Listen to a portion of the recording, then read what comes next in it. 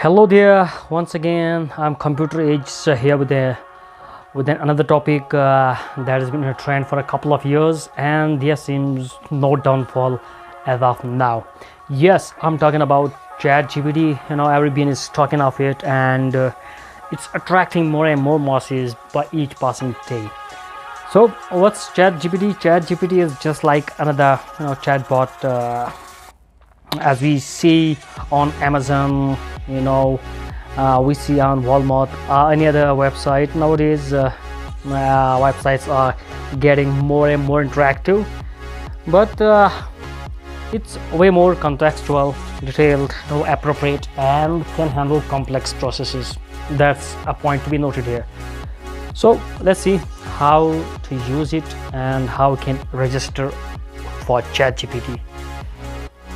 You can see it's a simple interface, and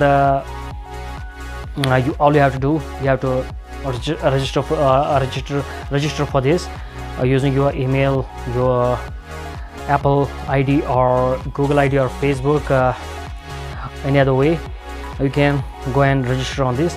Now it has gone from GPT 3.5 to GPT 4, which is a paid version of this, and absolutely maybe in the future they may change the name from ChatGPT to something else, because it's a versatile search engine, and it can handle complex processes very well. At the bottom you could see there's a text box where you can enter text, and it can handle simple complex processes very easily. And let's see an example. We can use mathematical simplification like 3 plus 5 is equal to, let's see how it responds. You could see it's 3 plus 5 is equal to 8, which is correct, and it can handle much more complex processes like we can give it a plus b whole square.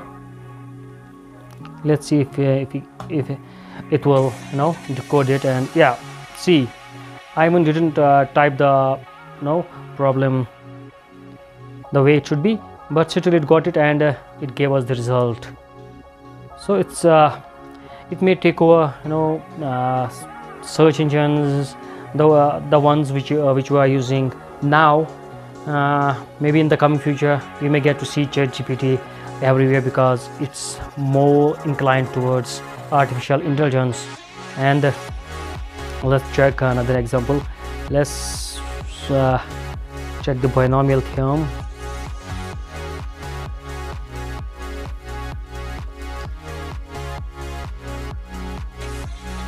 You can ask it any problem, whether it be based on mathematics, science, anything, and it will give you an appropriate answer.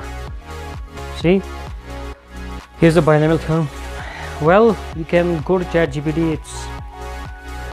It's I mean, amazing thing nowadays, and its use will be in every field, be it education, be it science, artificial intelligence. It's absolutely based on it. And research, it's a very good tool for research.